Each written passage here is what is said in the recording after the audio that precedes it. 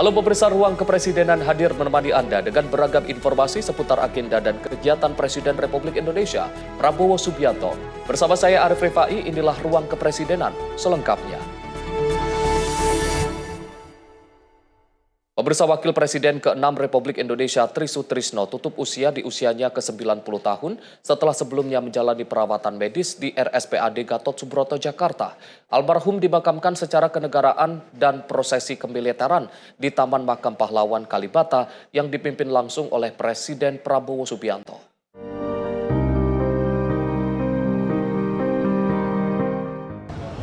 Innalillahi wa inna ilaihi raji'un, telah berpulang ataupun tutup usia mantan Wakil Presiden ke-6 Republik Indonesia Tri Sutrisno pada tadi pagi Senin 2 Maret 2026 sekitar pukul 6.58 waktu Indonesia Barat di Rumah Sakit RSPAD Gatot Subroto, Jakarta. Almarhum menghembuskan nafas terakhir di RSPAD pada usia 90 tahun. Dan memang kabar wafatnya dari Tri Sutrisno ini juga telah dikonfirmasi oleh mantan Kepala RSPAD Letjen TNI Purnawirawan Albertus Budi Sulistia, di mana berdasarkan informasi yang kami terima, almarhum Tri Sutrisno memang sebelumnya telah menjalani perawatan di RSPAD Gatot Subroto. Ini dikarenakan kondisi kesehatan yang menurun, dan meski demikian Purnawirawan Jenderal TNI Angkatan Darat tersebut ini memang dari pihak keluarga juga sudah menyatakan tidak memiliki ataupun tidak menderita penyakit berat. Dan dapat saya sampaikan kepada pemirsa Sinpo TV bahwa jenazah almarhum dari Tri Sutrisno ini memang dimandikan terlebih dahulu di RSPAD Gatot Subroto, Jakarta sebelum diberangkatkan ataupun disemayamkan di rumah duka di Jalan Purwakarta nomor 6 Menteng, Jakarta Pusat. Dan setelah disemayamkan di kediamannya, memang almarhum ini langsung disolatkan di Masjid Sunda Kelapa sebelum nantinya ini akan dimakamkan di Taman Makam Pahlawan Kalibata, Jakarta Selatan. Kalau tadi kita lihat di kediaman dari almarhum Tri Sutrisno, memang sejak pagi tadi sejumlah pejabat negara, tokoh militer, kemudian serta kerabat dan juga sahabat ini turut melayat untuk memberikan doa dan juga penghormatan terakhir kepada almarhum. Kita ketahui bahwa Tri Sutrisno ini merupakan Wakil Presiden ke-6 Republik Indonesia yang menjabat pada periode 1993 hingga 1998 yang mendampingi Presiden Soeharto. Tri Sutrisno ini termasuk dari salah satu wakil presiden yang berasal dari kalangan militer, dan memang dalam perjalanan karirnya di TNI Angkatan Darat, Tri Sutrisno juga pernah menduduki sejumlah jabatan strategis. Ini diantaranya adalah pernah menjabat sebagai Wakil Kepala Staf Angkatan Darat, kemudian menjabat juga sebagai Kepala Staf Angkatan Darat menggantikan Jenderal TNI Rudini sebelum akhirnya terpilih sebagai Wakil Presiden melalui Sidang Umum Majelis Permusyawaratan Rakyat atau MPR RI pada tahun 1993. Kepergian dari Tri Sutrisno menjadi kehilangan besar bagi bangsa Indonesia atas dedikasi dan juga pengabdiannya di bidang militer maupun pada pemerintahan begitu. Dan dapat saya sampaikan juga bahwa dalam rangkaian penghormatan terakhir kepada mantan Wakil Presiden Republik Indonesia ke-6 Tri Sutrisno, pemerintah akan menggelar upacara kenegaraan sebagai bentuk penghormatan kepada almarhum, di mana tadi setelah dilakukan sholat jenazah di Masjid Sunda Kelapa, ini dilakukan prosesi upacara kenegaraan di mana Panglima TNI Jenderal TNI Agus Subianto ini bertindak sebagai inspektur upacara dalam prosesi ataupun upacara dari kenegaraan, yakni upacara penyerahan jenazah dari pihak keluarga kepada negara, di mana dapat saya sampaikan bahwa prosesi ini ataupun upacara kenegaraan ini menjadi simbol penyerahan resmi untuk dimakamkan secara kenegaraan atas jasa dan juga pengabdian almarhum kepada bangsa dan juga negara. Setelah upacara kenegaraan yang dilakukan di Masjid Sunda Kelapa, rangkaian ini akan dilanjutkan dengan prosesi militer di Taman Makam Pahlawan Kalibata, di mana untuk upacara pemakaman militer ini dipimpin langsung oleh Presiden Republik Indonesia Prabowo Subianto, dan memang penghormatan ini menjadi bentuk penghargaan tertinggi dari negara kepada almarhum sebagai mantan Wakil Presiden Republik Indonesia sekaligus purnawirawan TNI Angkatan Darat. Sementara itu dapat saya sampaikan untuk suasana di Taman Makam Pahlawan Kalibata Jakarta Selatan ini memang sudah mulai terpantau dipadati pelayat sejak siang hari. Ini memang tadi kita lihat ada Wakil Presiden Republik Indonesia Gibran Rakabuming Raka, kemudian juga ada sejumlah tokoh nasional, Menteri Kabinet dari Kabinet Merah Putih, kemudian juga dari unsur TNI Polri yang juga tampak berdatangan untuk mengikuti prosesi penghormatan terakhir kepada Wakil Presiden ke-6 Republik Indonesia Tri Sutrisno. Upacara pemakaman ini akan dilaksanakan seperti yang tadi saya katakan, ini seperti upacara militer sebagai bentuk penghormatan negara atas jasa dan juga pengabdian almarhum kepada bangsa dan juga negara. Dan tentunya kita juga akan masih menunggu prosesi upacara dari kemiliteran yang akan dipimpin langsung oleh Presiden Republik Indonesia Prabowo Subianto. Tentunya prosesi ini menjadi penutup perjalanan pengabdian dari Tri Sutrisno yang semasa hidupnya mendedikasikan dirinya sebagai ataupun di bidang militer dan juga di pemerintahan Republik Indonesia. Demikian informasi yang dapat kami sampaikan dari Jakarta, Jihan Nabila dan juga juru kamera Mutia Anggiani, Sinpo TV melaporkan. Pemirsa, karangan bunga ucapan bela sungkawa atas wafatnya mantan Wakil Presiden Republik Indonesia ke-6 Tri Sutrisno terus berdatangan ke rumah duka di Jalan Purwakarta, Menteng, Jakarta Pusat. Selain dari berbagai instansi swasta dan pemerintah, karangan bunga dari Presiden Prabowo Subianto juga terlihat di rumah duka. Puluhan karangan bunga yang berdatangan sejak Senin pagi tadi penuhi kediaman atau rumah duka mantan Wakil Presiden RI ke-6 Tri Sutrisno di Jalan Purwakarta nomor 6 Menteng, Jakarta Pusat. Terlihat di lokasi karangan bunga ucapan bela sungkawa datang dari sejumlah instansi, baik swasta maupun pemerintah serta kalangan politisi. Bukan hanya itu, terlihat ucapan bela sungkawa datang dari Presiden Prabowo Subianto berukuran besar. Selain itu juga nampak karangan bunga dari Panglima TNI Agus Subianto, Kasat TNI Maruli Simanjuntak, serta Kapolri Jenderal Polisi Listio Sigit Prabowo. Mantan Wakil Presiden RI ke-6 Tri Sutrisno meninggal dunia pada usia 90 tahun. Setelah sebelumnya mendapatkan perawatan di RSPAD Gatot Subroto sejak 16 Februari 2026 lalu. Jenazah Tri Sutrisno dimakamkan di Taman Makam Pahlawan Kalibata, Jakarta Selatan. Dari Jakarta, Dio Malau, Sinpo TV melaporkan. Kita beralih ke informasi lain, pemirsa. Ketua Harian DPP Partai Gerindra Dasko mengungkapkan alasan Presiden Prabowo Subianto mengundang para presiden dan wakil presiden terdahulu di Istana Kepresidenan Jakarta pada Selasa malam. Dasko mengatakan undangan ini tidak hanya silaturahmi Ramadan saja, melainkan juga turut meminta masukan dari kepala negara terdahulu terkait situasi geopolitik. Presiden Prabowo Subianto berencana akan mengundang para presiden dan wakil presiden terdahulu di Istana Kepresidenan Jakarta pada Selasa malam. Ketua Harian DPP Partai Gerindra Dasko mengatakan alasan Presiden Prabowo mengundang pemimpin terdahulu tersebut dalam rangka silaturahmi di bulan suci Ramadan. Dalam pertemuan ini juga, Presiden Prabowo akan memberikan informasi terbaru kepada para seluruh mantan kepala negara hasil dari lawatan ke luar negeri. Selain itu, Presiden Prabowo akan meminta masukan-masukan dari presiden terdahulu dalam membahas terkait situasi geopolitik saat ini. Yang pertama, undangan itu tentunya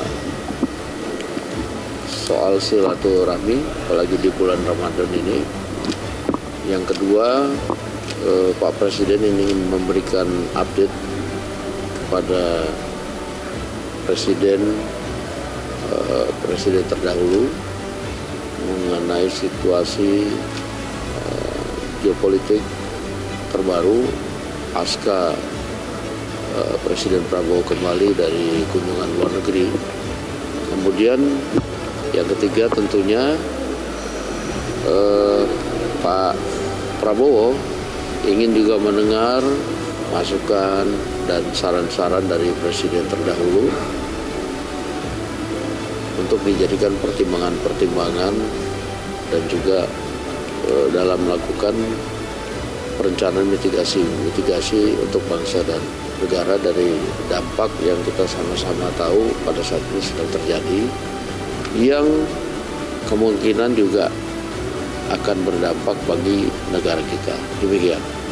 Pak, tapi apakah semua presiden dan wakil presiden terdahulu diundang atau seperti apa ya, Pak? Semua mantan presiden atau presiden terdahulu diundang. Tapi saya tidak dalam posisi mengetahui konfirmasi siapa yang bisa hadir dan siapa yang belum bisa hadir. Dari Jakarta, Fahrizal Davarizkiano, Sinpo TV, melaporkan.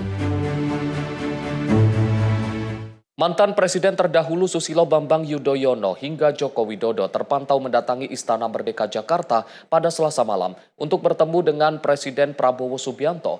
Sejauh ini pertemuan tersebut digelar secara tertutup dan fokus pada momentum silaturahmi serta membahas berbagai isu terkini nasional dan global.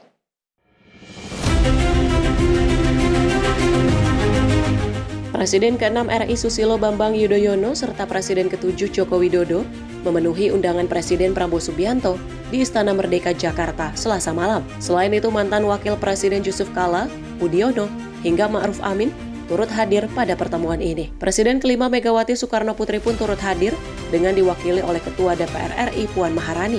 Selain mantan Presiden dan Wakil Presiden, sejumlah ketua umum partai politik turut mendatangi Istana Negara Jakarta, seperti Ketum Partai Nasdem Surya Paloh, Ketum Partai Amanat Nasional, sekaligus Menko Bidang Pangan Zulkifli Hasan, Ketum Partai Golkar yang juga Menteri Energi dan Sumber Daya Mineral, Bahlil Lahadalia. Pada kesempatan ini, gelaran pertemuan tersebut dilakukan dalam rangka silaturahmi bersama dengan sejumlah pejabat di Kabinet Merah Putih. Adapun kesempatan ini untuk menyoroti isu terkini baik secara nasional maupun global. Oke, jadi malam ini, sejak tadi malam Bapak Presiden mengundang langsung seluruh presiden terdahulu, seluruh wakil presiden terdahulu, kemudian para menteri luar negeri terdahulu, termasuk juga para ketua umum partai politik yang di parlemen. Kemudian alhamdulillah hampir sebagian besar hadir. Tentunya ini nanti malam untuk berdiskusi, bersilaturahmi, saling bertukar pandangan. Bapak Presiden ingin mendengar pandangan dari tokoh-tokoh tersebut. Kira-kira itu. Oke. Nanti kita lihat. Ada hasil dibahas nggak, Mas? Belum tahu, nanti kita lihat. Oke, terima kasih. Ya, Mas. Ada poin utama mungkin soal geopolitik, Mas, yang akan dibahas. Semuanya dibahas. Oke. Apa aja? Ya nanti, karena belum mulai gitu, Mbak.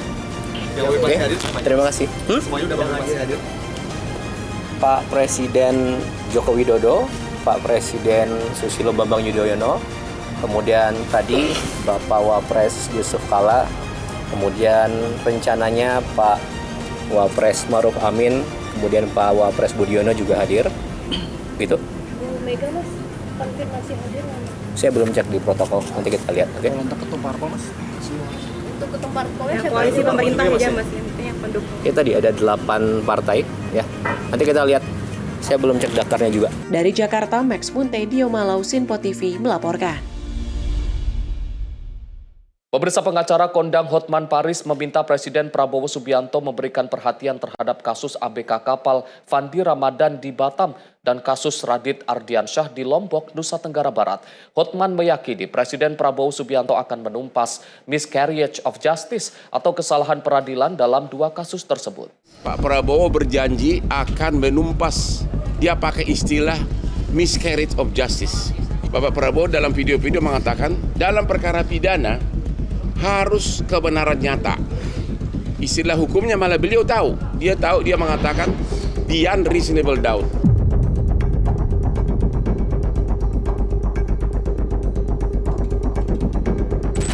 Fandi Ramadan yang merupakan ABK kapal Sea Dragon di kapal Kepulauan Riau dituntut hukuman mati lantaran diduga menyelundupkan 2 ton narkotika jenis sabu. Sedangkan Radit Ardiansyah ditetapkan sebagai tersangka dalam kasus pembunuhan kekasihnya sendiri yang merupakan mahasiswi Universitas Mataram bernama Made Fani Radia Puspanitra. Dalam 2 kasus tersebut, pengacara kondang Hotman Paris meminta kepada Presiden Prabowo Subianto untuk dapat memberikan perhatian terhadap kasus yang menimpa Fandi dan Radit. Hotman meyakini Presiden Prabowo akan menumpas miscarriage of justice atau kesalahan peradilan. Ia menilai Presiden Prabowo pernah menekankan perihal pentingnya prinsip beyond reasonable doubt atau tanpa keraguan yang beralasan. Terakhir, karena 2 ibu ini meminta bantuan kepada Presiden Prabowo yang dia pernah jadi klienku 25 tahun, dia pernah minta nasihat dari aku. Beliau itu dalam beberapa hari terakhir ini, Pak Prabowo berjanji akan menumpas, dia pakai istilah miscarriage of justice, yaitu penanganan keadilan secara nggak benar. Jadi 2 ibu ini nanya, janji Bapak Prabowo mana? Kan Bapak ya bilang di video-video. Yang kedua, Bapak Prabowo lebih pintar juga dari pengacara. Bapak Prabowo dalam video-video mengatakan, dalam perkara pidana harus kebenaran nyata. Istilah hukumnya malah beliau tahu. Dia mengatakan beyond reasonable doubt. Tidak boleh ada keraguan. Dari Jakarta, Farizal Ahmad Amin, Sinpo TV melaporkan. Presiden Republik Indonesia Prabowo Subianto bertemu Presiden Uni Emirat Arab Mohammed bin Zayed Al Nahyan dalam membahas penguatan investasi dan kerjasama strategis kedua negara. Pertemuan tersebut berlangsung hangat dan dilanjutkan dengan buka puasa bersama disertai sajian khas Timur Tengah. Di tengah agenda diplomasi kawasan Timur Tengah, Presiden Republik Indonesia Prabowo Subianto melanjutkan lawatan luar negerinya ke Uni Emirat Arab pada Kamis 26 Februari. Setelah sebelumnya mengunjungi Yordania, setibanya di Abu Dhabi, Presiden Prabowo disambut Presiden UEA Mohammed bin Zayed Al Nahyan di Qasr Al Bahri. Keduanya tampak berbincang hangat dan Presiden Prabowo menyampaikan terima kasih atas sambutan yang diberikan kepada dirinya serta delegasi Indonesia. Pertemuan bilateral berlangsung dalam suasana santai di Taman Terbuka Istana, sembari menunggu waktu berbuka puasa dengan latar pohon palem dan senja khas Abu Dhabi. Yes, I heard this. Special event.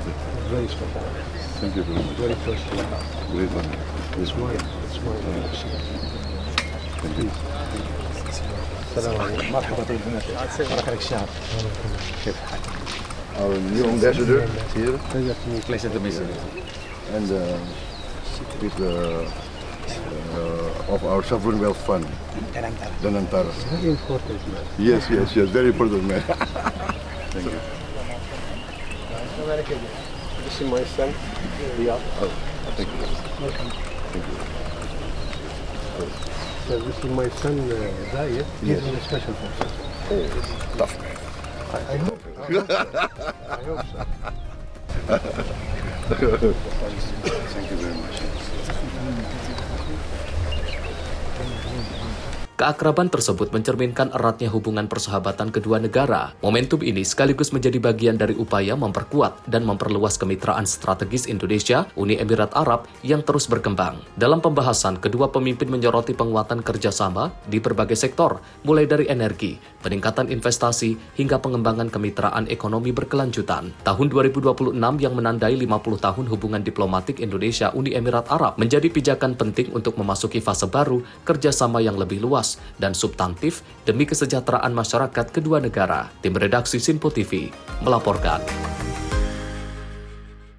Presiden Prabowo Subianto melanjutkan rangkaian kunjungan kerjanya ke Persatuan Emirat Arab pada Rabu 25 Februari 2026. Agenda utama kunjungan ini mencakup pertemuan dengan Presiden Uni Emirat Arab Mohammed bin Zayed Al Nahyan dalam membahas penguatan kerjasama bilateral kedua negara. Presiden Republik Indonesia Prabowo Subianto melanjutkan rangkaian kunjungan kerja ke Uni Emirat Arab.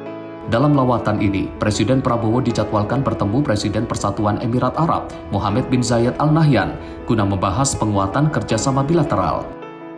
Pesawat kepresidenan tiba di Presidential Flight Abu Dhabi pada Rabu 25 Februari pukul 18.00 waktu setempat.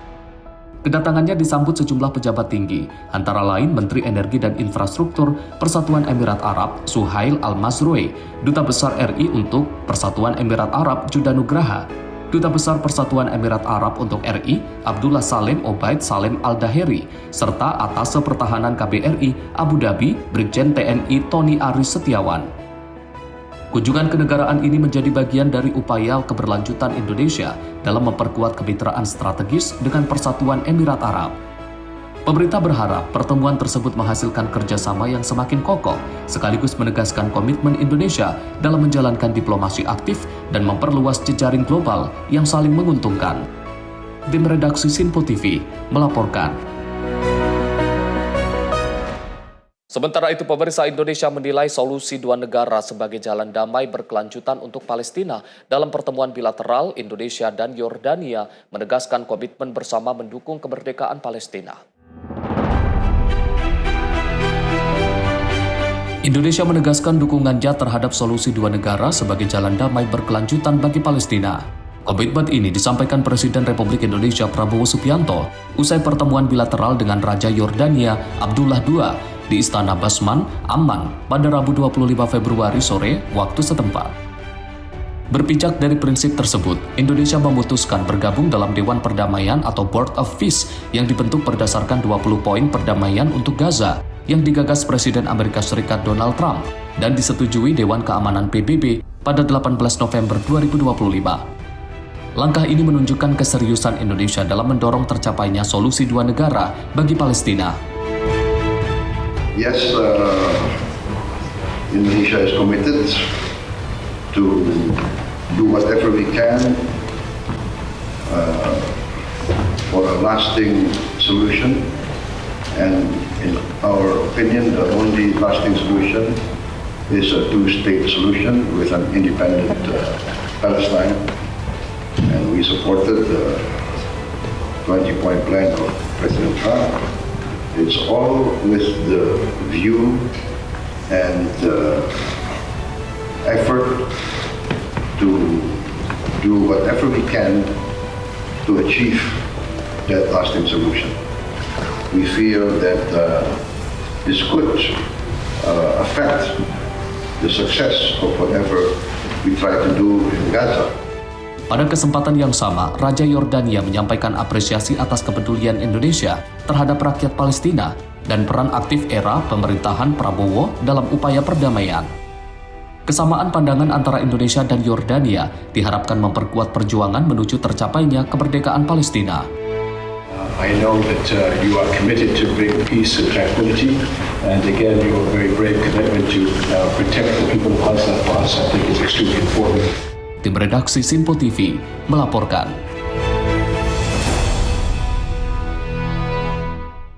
Informasi lainnya akan kami hadirkan usai jeda. Tetaplah bersama kami di Ruang Kepresidenan.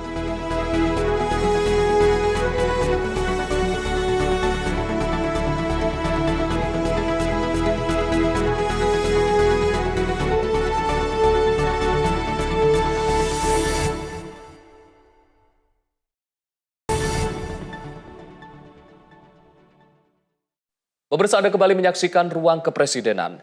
Presiden Prabowo Subianto tiba di tanah air usai rangkaian lawatan ke Amerika Serikat, Inggris, Yordania, dan Uni Emirat Arab. Kedatangan Presiden Prabowo disambut oleh Wakil Presiden Gibran Rakabuming Raka dan jajaran pejabat tinggi negara.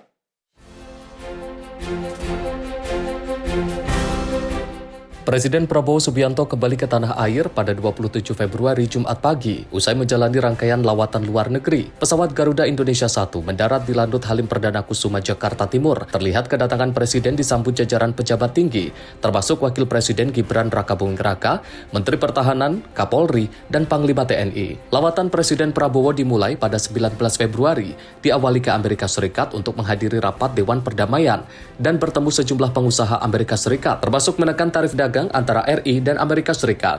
Selanjutnya, Presiden Prabowo ke London, Inggris, menyaksikan penandatanganan kerjasama industri semikonduktor antara BPI Danantara dan ARM Limited, serta melanjutkan perjalanan ke Yordania untuk bertemu Raja Abdullah II Ibnu Al-Husain dan membahas konflik di jalur Gaza serta solusi dua negara untuk perdamaian Palestina. Rangkaian lawatan ditutup di Abu Dhabi, Uni Emirat Arab, di mana Presiden Prabowo bertemu Presiden Mohammed bin Zayed Al Nahyan untuk membahas penguatan kerjasama ekonomi. Pertemuan juga menyinggung rencana Uni Emirat Arab menambah investasi di Indonesia, memperkuat kemitraan strategis kedua negara. Tim redaksi Sinpo TV melaporkan. Pemirsa, di depan pengusaha Amerika Serikat, Presiden Prabowo Subianto menegaskan Indonesia menarik untuk investasi.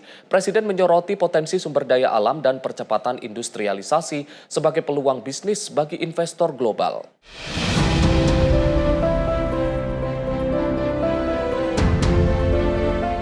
Di hadapan para pengusaha Amerika Serikat dalam Business Summit yang digelar di US Chamber of Commerce, Washington DC, pada Rabu 18 Februari waktu setempat, Presiden Prabowo Subianto menekankan potensi besar Indonesia sebagai tujuan investasi global. Ia menyampaikan bahwa negara ini menawarkan kekayaan sumber daya alam yang melimpah dan posisi strategis untuk bisnis internasional. Presiden Prabowo menyoroti percepatan industrialisasi yang membuka peluang investasi baru, termasuk hilirisasi sumber daya alam.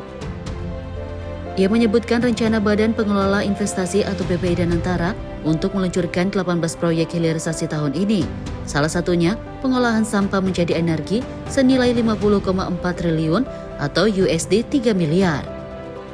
Selain itu, Presiden Prabowo mengajak investor Amerika Serikat melihat Indonesia sebagai basis produksi utama dan mitra strategis di Asia Tenggara. Ia menekankan pentingnya kepastian regulasi, penegakan hukum, dan tata kelola pemerintahan yang baik sebagai faktor kunci dalam menarik minat investasi asing. We are open. We need investment. We want more investment, and we are confident that we are competitive. We are attractive. I think we are strong in critical minerals. I think I just got a report. I think we have one of the largest rare earth reserves in the world.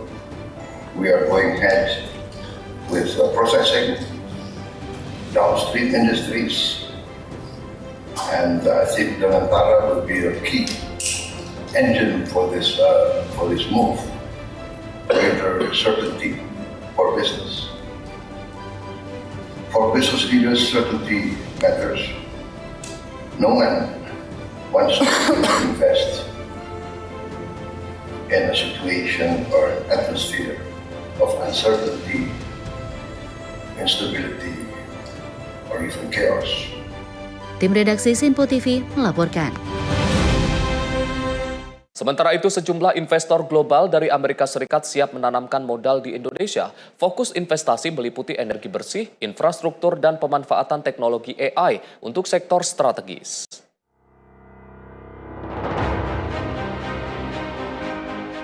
Sejumlah investor global menyatakan komitmennya untuk menanamkan investasi di Indonesia selama kunjungan Presiden Republik Indonesia Prabowo Subianto di Amerika Serikat. Pada Jumat 21 Februari, Presiden Prabowo bertemu dengan 12 perusahaan investasi terbesar dunia untuk membahas peluang peningkatan ekonomi nasional. Chief Investment Officer Danantara, Pandu Syahrir, menegaskan bahwa beberapa kemitraan sudah disepakati dan tinggal menunggu pengumuman resmi. Sektor yang diminati meliputi energi terbarukan, infrastruktur, energi transisi, serta kewirausahaan berbasis teknologi. Sebetulnya bukan hanya diskusi, kita sebenarnya udah, jadi semuanya itu memang kita belum announce, tapi memang ini semua sudah merupakan partnership yang nantinya pada saat waktunya akan kita sebut. Jadi sektor-sektornya tadi ada renewable energy, infrastruktur, mereka banyak fokus pada infrastruktur, energi transisi, dan juga tadi dari sisi entrepreneurship teknologi, salah satunya adalah salah satu investor terbesar di OpenAI. Nah, mereka bilang bagaimana bisa penggunaan OpenAI juga kepada sektor SOE kita untuk meningkatkan efisiensi. Salah satu investor utama OpenAI mendorong pemanfaatan AI untuk meningkatkan efisiensi di sektor strategis Indonesia. CEO Danantara, Rosan Roslani, menilai kehadiran para petinggi perusahaan menunjukkan keseriusan minat terhadap Indonesia, mempertegas posisi negara sebagai destinasi investasi yang semakin diperhitungkan dunia. Ini justru bukan hanya isu, tapi tadi Pak Pandu sampaikan sudah lebih lanjut, dan tadi ada ini terakhir juga salah satu karena kita juga Bapak Presiden juga sangat apresiasi, senang karena yang datang ini benar-benar seperti level CEO atau presidennya langsung gitu. Tim redaksi Sinpo TV melaporkan.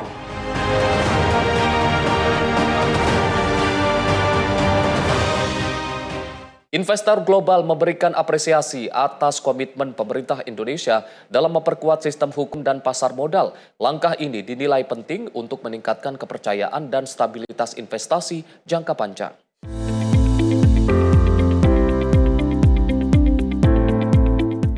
Pemerintah Indonesia tengah memperkuat pasar modal sebagai bagian dari upaya membangun kepercayaan investor global. Langkah ini mendapat apresiasi langsung dari para investor saat Presiden RI Prabowo Subianto bertemu dengan pengusaha di Amerika Serikat. Chief Investment Officer dan Antara Indonesia, Pandu Syahrir, menyampaikan bahwa isu kepastian hukum menjadi fokus utama bagi investor internasional. Para investor menilai penguatan sistem hukum dan juga transparansi menjadi fondasi penting untuk menciptakan iklim investasi yang sehat dan juga berkelanjutan. Banyak sekali juga tambahan, dan ini sekarang sedang kita tadi bicarakan reformasi yang dilakukan di pasar modal, bahwa pasar modal sangat penting untuk bisa meningkatkan confidence. Tadi banyak bahasa-bahasa seperti confidence building, dan mereka sangat apresiasi bahasa yang Pak Presiden tekankan mengenai penguatan legal system, certainty of legal system, dan juga mereka sangat apresiasi juga bahwa ada pembentukan Danantara yang Bapak Presiden inisiasikan, bahwa ini bisa menjadi salah satu calon mitra mereka, karena mereka juga sudah sangat terbiasa bermitra dengan sovereign wealth fund lain di dunia. Selain itu, pembentukan Danantara turut menarik perhatian investor global sebagai calon mitra strategis. Skema kemitraan ini dinilai sejalan dengan praktik global, memungkinkan investor membangun kerjasama jangka panjang dan menghubungkan modal internasional dengan peluang investasi domestik. Tim redaksi Simpo TV melaporkan. Pemirsa, pemerintah memastikan pembelian energi dari Amerika Serikat tidak menambah kuota impor nasional. Skema ini hanya menggeser sumber pasokan tanpa meningkatkan ketergantungan energi Indonesia.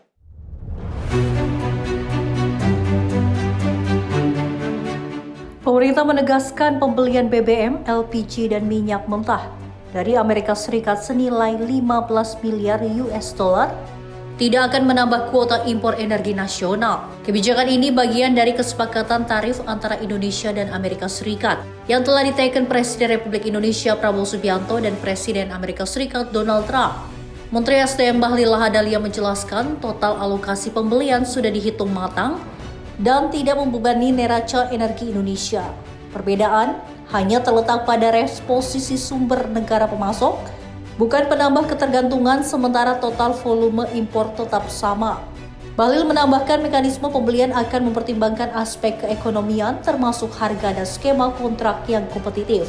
Arahan kebijakan ini datang langsung dari Presiden Prabowo dan tahap eksekusi akan dilakukan setelah finalisasi kesepakatan 90 hari ke depan. Kita tahu bersama bahwa dalam perjanjian tersebut telah dimuat secara jelas bahwa untuk memberikan keseimbangan neraca perdagangan kita, maka kita dari sektor SDM akan membelanjakan kurang lebih sekitar 15 miliar US dollar. 15 miliar US dollar yang kita alokasikan untuk membeli BBM di Amerika Serikat bukan berarti kita menambah volume impor. Namun kita menggeser sebagian volume impor kita dari beberapa negara. Di antaranya negara dari Asia Tenggara, Middle East, maupun di beberapa negara di Afrika. Dalam prakteknya nanti pembelian ini sudah tentu akan memperhatikan mekanisme-mekanisme keekonomian yang saling menguntungkan. Baik menguntungkan kepada pihak Amerika Serikat dan badan usahanya maupun dari pihak Indonesia. Tim redaksi Simpo TV melaporkan. Sementara itu, Wakil Presiden Republik Indonesia Gibran Rakabuming Raka menerima audiensi jajaran pengurus Ideapreneurs Club di Istana Wapres pada 18 Februari 2026. Wapres menekankan pentingnya pembangunan ekosistem kewirausahaan yang inklusif. Bertempat di Istana Wapres Jakarta, Wakil Presiden RI Gibran Rakabuming Raka menerima audiensi jajaran pengurus Ideapreneurs Club pada Rabu 18 Februari 2026. Wakil Presiden RI Gibran Rakabuming Raka menegaskan bahwa kekuatan ekonomi Indonesia bertumpu pada pelaku UMKM yang tumbuh dari akar rumput. Wapres menilai komunitas bisnis tidak boleh hanya berorientasi pada pengusaha besar, tapi harus aktif memberdayakan pelaku UMKM dan para perintis usaha. Oleh karenanya, Wapres mengimbau agar komunitas pengusaha seperti Ideapreneurs Club terus merangkul pelaku usaha, mikro, dan perintis. Kami senang sekali dikasih kesempatan untuk berdialog, berdiskusi, dan bertukar pikiran terkait UMKM, bisnis tingkat ultra mikro, kemudian menengah, kemudian juga bisnis tingkat atas atau bisnis besar, skala besar. Tim redaksi Simpo TV melaporkan. Wakil Presiden Republik Indonesia Gibran Rakabuming Raka menyatakan dukungan penuh terhadap pelatihan kecerdasan artifisial atau AI bagi pelaku usaha mikro, kecil, dan menengah. Dukungan ini disampaikan Wakil Presiden RI Gibran Rakabuming Raka saat menerima audiensi ASEAN Foundation di Istana Wakil Presiden Jakarta pada Rabu 25 Februari 2026. Dalam pertemuan tersebut, delegasi ASEAN Foundation diantaranya memaparkan program AIM ASEAN, sebuah inisiatif pelatihan AI yang dirajang khusus untuk meningkatkan kapasitas dan daya saing UMKM di kawasan Asia Tenggara. Disampaikan bahwa di Indonesia program ini dijalankan bersama mitra lokal, termasuk Kumpul Impact dan Kaizen Room. Wapres pun menyatakan dukungan penuh terhadap pelatihan kecerdasan artifisial atau AI bagi pelaku usaha mikro, kecil, dan menengah. Dukungan ini dinilai sebagai sinyal kuat komitmen pemerintah dalam memperkuat kapasitas pelaku usaha kecil agar mampu beradaptasi dengan perkembangan teknologi digital. Untuk inisiatif UMKM sendiri, Pak Wapres sangat mendukung ya, karena kita melihat juga bahwa UMKM ini adalah salah satu tonggak perekonomian di Indonesia. Jadi beliau menyampaikan bahwa untuk kegiatan pelatihan AI khususnya UMKM di seluruh Indonesia, beliau akan mendukung, baik mungkin secara aksesnya kepada UMKM, kemudian juga secara tempatnya, dan kita akan support juga dari hal knowledge-nya. Jadi memang kita mengharapkan ada kolaborasi dengan pemerintah, dan Bapak Wapres sangat mendukung itu. Melalui penguatan literasi dan pelatihan AI yang menyasar masyarakat umum maupun pelaku usaha, diharapkan Indonesia tidak hanya menjadi pasar teknologi, tapi juga mampu bangun kedaulatan digital berbasis kapasitas sumber daya manusia yang unggul. Tim redaksi Sinpo TV melaporkan. Wakil Presiden Gibran Rakabuming Raka meninjau pelaksanaan pembelajaran berbasis kecerdasan artifisial dan literasi digital di SMP Santo Yusuf, Kota Bandung, Jawa Barat. Tinjauan ini dilakukan untuk melihat secara langsung implementasi teknologi dalam proses belajar mengajar di tingkat SMP.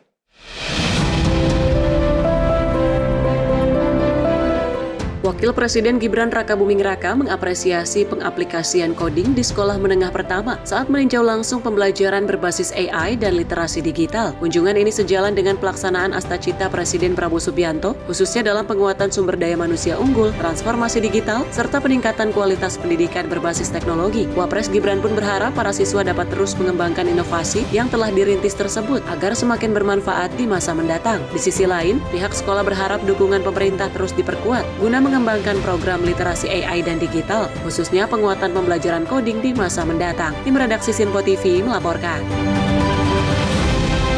Wakil Presiden Republik Indonesia Gibran Rakabuming Raka menegaskan pemerintah sangat mendukung penguatan industri e-sport nasional sebagai bagian dari pengembangan ekonomi kreatif dan pembinaan talenta muda berdaya saing. Hal tersebut disampaikan Wapres saat menerima pegiat e-sport dari Moonton Games di Istana Wapres pada 2 Maret 2026. Wakil Presiden RI Gibran Rakabuming Raka menerima pegiat e-sports dari Moonton Games di Istana Wapres Jakarta pada Senin 2 Maret 2026. Pertemuan ini menegaskan komitmen pemerintah dalam perkuat ekonomi kreatif dan akselerasi transformasi digital. Pertemuan itu menyoroti pentingnya membangun persepsi publik bahwa e-sports bukan sekedar hiburan, melainkan industri profesional yang berkontribusi nyata bagi perekonomian nasional dan prestasi Indonesia di panggung internasional. Dalam kesempatan itu, Wapres menyatakan membuka ruang kolaborasi untuk memperkuat ekosistem, meningkatkan pembinaan atlet profesional, serta memperluas penjaringan talenta muda berbakat. Jadi kayak intinya dari discussion ini adalah kita ngomongin tentang mau nge-build e-sport jadi lebih besar aja sih, dan lebih common di mata orang. Tim redaksi Sinpo TV melaporkan. Pemirsa, informasi lainnya akan kami hadirkan usai jeda. Tetaplah bersama kami di Ruang Kepresidenan.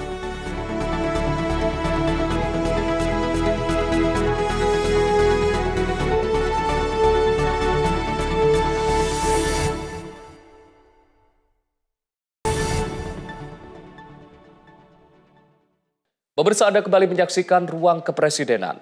Wakil Presiden Gibran Rakabuming Raka meninjau kegiatan pelatihan kecerdasan artifisial dan robotika bagi para santri di Pondok Pesantren Baitul Arqam Al-Islami, Kabupaten Bandung, Jawa Barat. Peninjauan ini dilakukan untuk melihat secara langsung pemanfaatan teknologi dalam pembelajaran di lingkungan pesantren.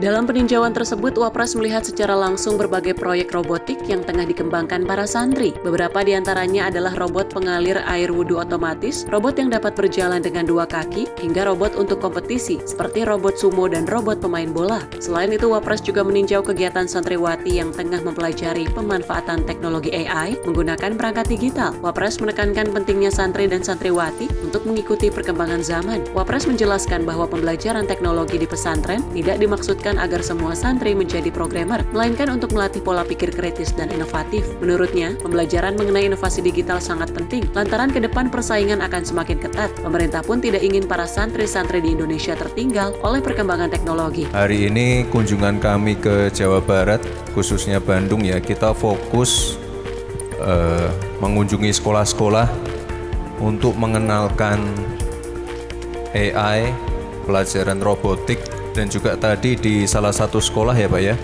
kita mengenalkan ini ekstrakurikuler yang fokus ke e-sport. Kebetulan tadi anak-anaknya main salah satu game ya, yang nanti bisa dipertandingkan di kompetisi-kompetisi tingkat internasional. Nah ini tadi kalian sudah menerima ini ya edukasi tentang basic-basic AI ya. Jadi saya yakin untuk teman-teman semua ya, siswa-siswi di sini yang sudah pegang HP pasti sudah pernah pakai AI ya. Untuk hal yang simple-simple.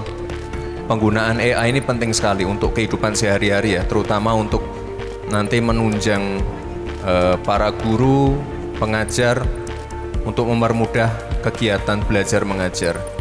Nah, tapi di satu sisi kita juga harus tahu bahwa yang namanya AI ini ada aturan main dan etika. Selain kepada para santri, Wapres juga menitipkan pesan kepada para guru agar terus memperbarui pengetahuan di tengah pesatnya perkembangan teknologi. Tim redaksi Sinpo TV melaporkan.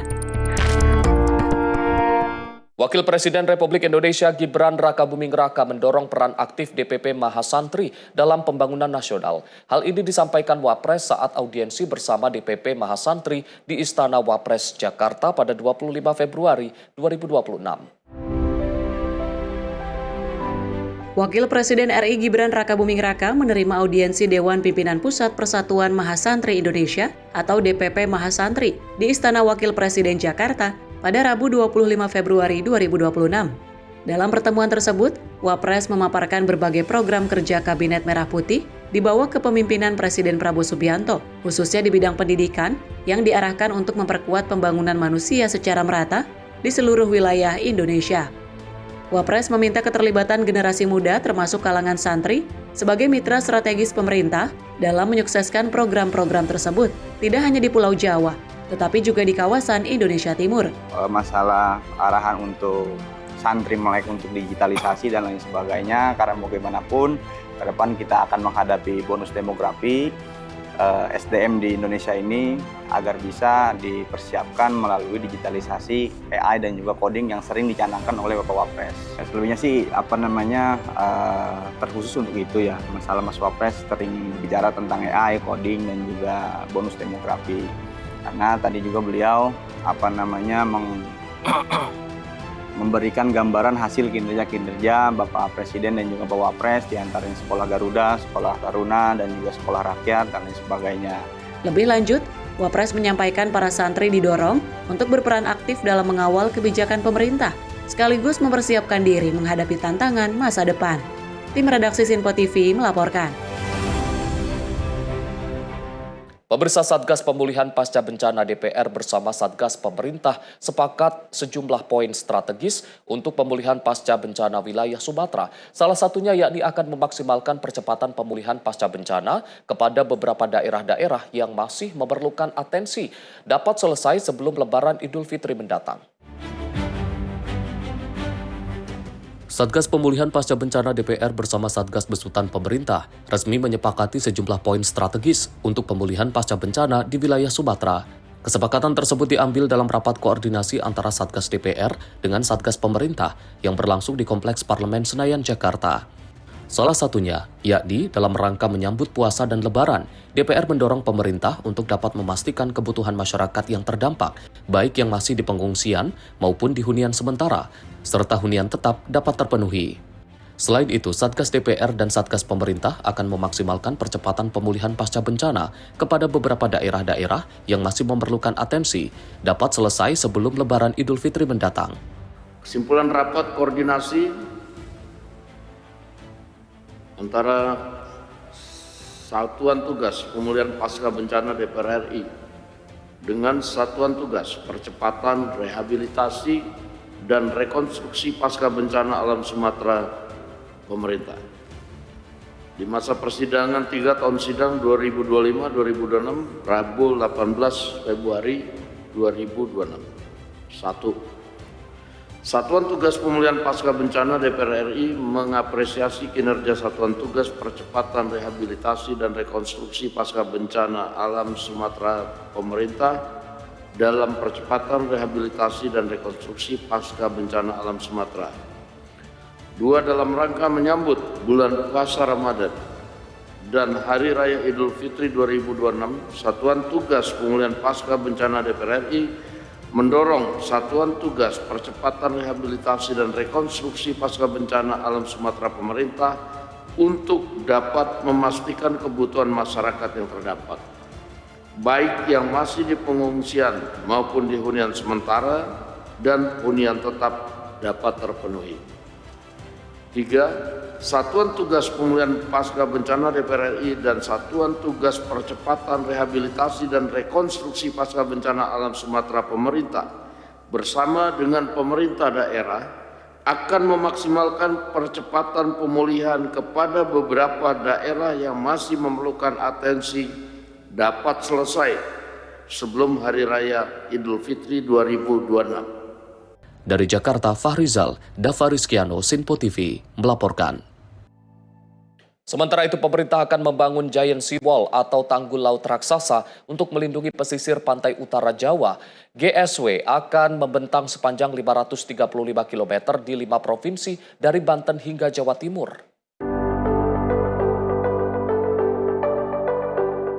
Pemerintah lewat kementerian terkait akan membangun Giant Sea Wall atau tanggul laut raksasa untuk melindungi pesisir pantai utara Jawa. GSW akan membentang sepanjang 535 km di 5 provinsi dari Banten hingga Jawa Timur. Secara rinci, GSW akan membentang 42,5 km di Banten, 42,8 km di Jakarta, 104 km di Jawa Barat, 274,7 km di Jawa Tengah, dan 71,6 km di Jawa Timur. GSW akan membentang di 5 wilayah kota dan 25 wilayah kabupaten di 5 provinsi tersebut.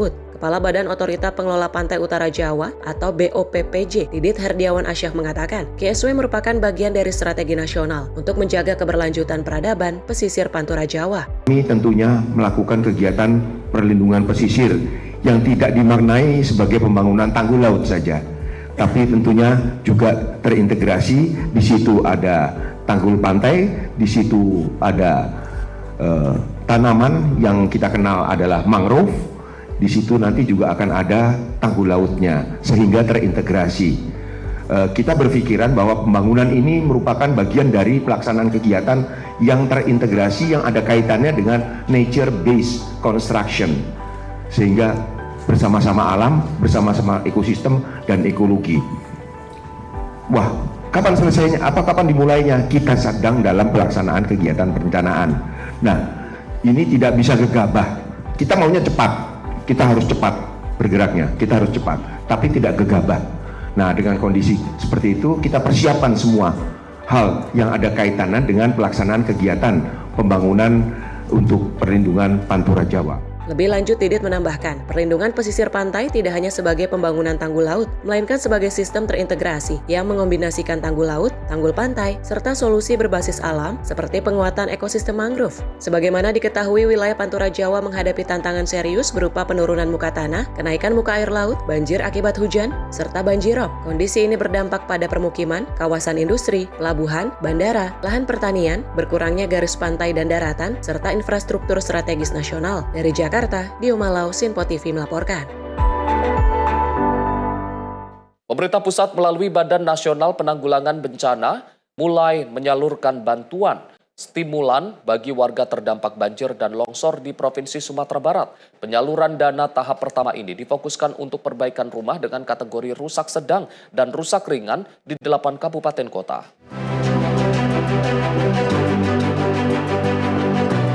Komitmen pemulihan pasca bencana banjir dan longsor akibat siklon Senyar akhir tahun lalu terus direalisasikan pemerintah pusat di wilayah Sumatera Barat. Salah satunya melalui penyerahan bantuan dana stimulan secara simbolis di kantor Balai Kota Aipaca, Kota Padang pada Jumat siang. Sekretaris Utama BNPB Rustian bersama Wali Kota Padang Fadli Amran menyerahkan bantuan masing-masing sebesar Rp30 juta untuk kategori rusak sedang dan Rp15 juta untuk kategori rusak ringan. Khusus di Kota Padang, sebanyak 275 kepala keluarga menerima bantuan dengan total anggaran mencapai Rp4,5 miliar. Selain Kota Padang, penyaluran serentak juga dilakukan di 7 wilayah lainnya, seperti Kabupaten Agam, Padang Pariaman, Pasaman Barat, Solok, Pasaman, Padang Panjang, hingga Kota Pariaman. Guna memastikan bantuan tepat sasaran, BNPB melakukan verifikasi ketat, mengingat masih ditemukannya kendala administrasi pada data usulan penerima. Terkait temuan tersebut, BNPB meminta pemerintah daerah segera melakukan perbaikan data agar penyaluran tahap berikutnya dapat berjalan lancar. Adapun seluruh dana bantuan ini akan disalurkan langsung melalui mekanisme transfer ke rekening masing-masing penerima. Pemerintah daerah setempat pun mengapresiasi langkah cepat pusat dan berharap bantuan ini segera digunakan warga untuk memperbaiki kediaman mereka sebelum memasuki tahap penyaluran selanjutnya. Risna Nur, jurnalis Simpo TV, melaporkan. Pemirsa, Menteri Koordinator Pemberdayaan Masyarakat Muhaimin Iskandar bertemu dengan Menteri P2MI di kantor Kemenko PM Selasa 24 Februari 2026. Dalam pertemuan tersebut, keduanya membahas sejumlah agenda strategis, salah satunya perluasan pasar hingga persiapan pemberangkatan tenaga kerja migran terampil. Menteri Koordinator Pemberdayaan Masyarakat Muhaimin Iskandar menyampaikan, pemerintah akan segera menggelar rapat bersama para duta besar secara daring maupun tatap muka. Muhaimin menyebutkan rapat tersebut nantinya akan membahas prospek pasar kerja luar negeri serta persiapan pemberangkatan tenaga kerja migran dengan kualifikasi minimal lulusan SMK dan SMA. Muhaimin menegaskan pemerintah tidak merekomendasikan tenaga kerja yang berada di bawah kualifikasi tersebut. Selain itu, pemerintah juga tengah menyiapkan verifikasi lembaga pelatihan dan pendidikan vokasi guna memastikan ketersediaan tenaga terampil di bidang seperti welder, hospitality, dan tenaga kesehatan. Saya dan Pak Menteri P2MI akan segera rapat dengan duta-duta besar melalui online maupun langsung menyangkut prospek pasar dan persiapan pemberangkatan tenaga kerja skill minimal lulusan SMK dan SMA untuk bisa bekerja sebanyak-banyaknya di sektor-sektor yang memberi keuntungan banyak kepada para pekerja kita. Sehingga melalui kesempatan ini saya sampaikan kepada para duta besar di berbagai negara untuk segera menyiapkan satu skema bisnis proses yang lebih detail agar masing-masing duta besar melaporkan kepada kami berdua berapa persiapan tenaga pekerja migran kita yang bisa direkrut. Tapi syarat yang boleh direkrut minimal SMK dan SMA. Di bawah SMK SMA kita tidak ikut merekomendasikan. Termasuk kita sedang menyiapkan skill melalui verifikasi lembaga-lembaga pelatihan, lembaga-lembaga pelaksanaan pendidikan vokasi yang dimiliki para pengusaha dan swasta, juga yang dimiliki oleh kementerian dan lembaga negara untuk bersama-sama terus menyiapkan skill workers yang dibutuhkan itu. Antara lain welder, hospitality, tenaga kesehatan, dan lain-lain. Langkah ini diharapkan dapat memperluas kesempatan kerja sekaligus meningkatkan kualitas dan kesejahteraan pekerja migran. Dari Jakarta, Jihan Nabila Azizul Arsya, Simpo TV melaporkan. Pemirsa, informasi tadi sekaligus menutup ruang kepresidenan edisi kali ini. Saya Arif Rifai, mewakili seluruh kru yang bertugas mengucapkan terima kasih atas kebersamaan Anda. Sampai jumpa.